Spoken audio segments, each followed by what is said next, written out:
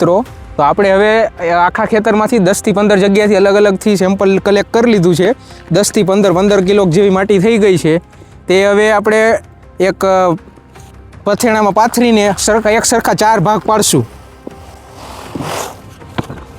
કે કોઈ કચરો આવ્યો હોય કે મોટા મોટા ઢેફા તે કાઢી મૂકશું.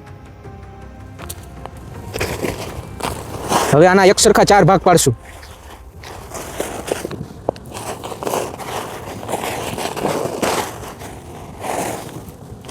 આ રીતના એક સરખા 4 ભાગ પાડવાના.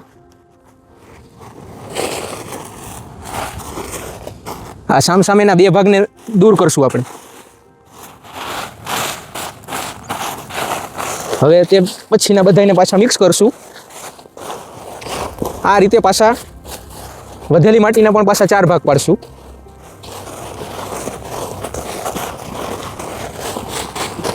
આ રીતે પાછા આના 4 ભાગ પાડશું. હવે આમ સામેના પાછા 2 રિમૂવ કરશું.